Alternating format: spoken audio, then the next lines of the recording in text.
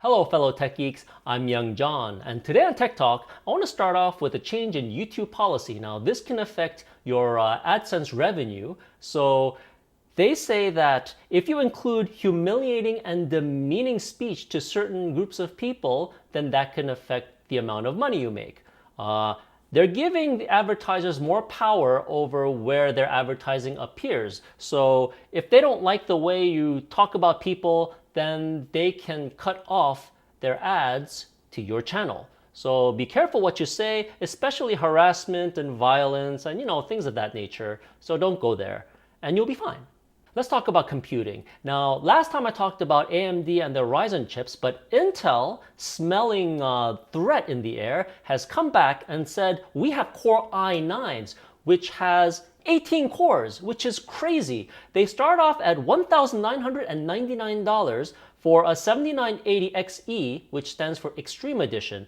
It has 18 cores, which means it's like packing 18 CPUs into this one chip. It's nuts.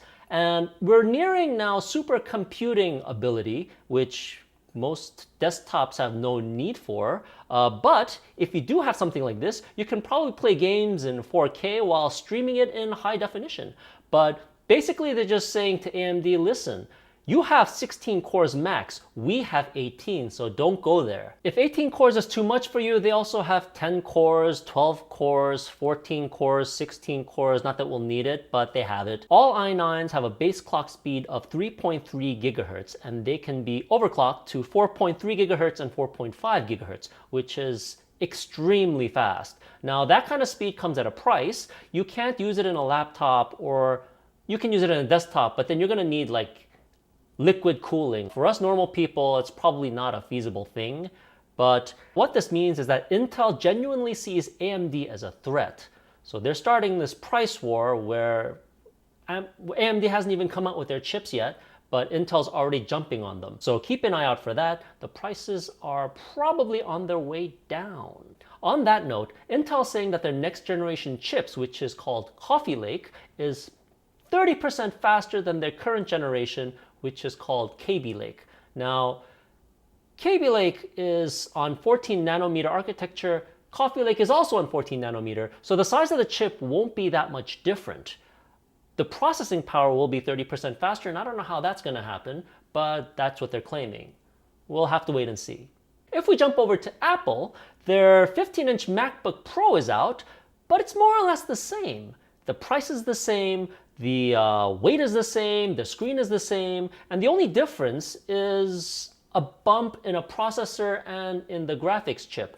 Not that much of a difference, but if you really want the latest Apple product, there it is. Now here's something interesting. Microsoft is saying that a full version of Windows can run on a Snapdragon 835 chip. Now 835 is the processor that runs the new Samsung S8, the high-end Sony Xperia, and possibly the OnePlus 5. But this is interesting because they're saying that you can download at gigabit LTE speeds. Now they did a test at Computex in which they downloaded a 1.9 gigabyte movie in less than 30 seconds. Now that's really quick. That's faster than a lot of people's broadband at home. This is really interesting to Microsoft because it goes along with their idea of an always connected PC. Now, the always connected PC will have something called an eSIM, which is a SIM card without the SIM card. What this allows you to do is allow you to go to the Microsoft store and purchase data directly from them. So you don't have to go through T-Mobile or Verizon or the traditional carriers, which might be stepping on some toes. But Microsoft has always wanted to get into the mobile game for a very long time, and this might be their way around it. If you're interested in videography, Canon just came out with their C200 video camera. It sits between the C100 and the Cinema C300. Priced accordingly too, it costs $7,500 without the lens or $8,400 with the new 24-105L lens, the second version. The initial reviews are sounding positive and it can record 4K DCI or UHD. Thanks for watching, and if you're interested in my shirt this week, this is the Hardiman Corporation in the game Adrift. It's a VR game, and this is the company that built the space station out there. So that's what this shirt is. It's not Atari. This is Hardiman Corporation, and and that's it for this week.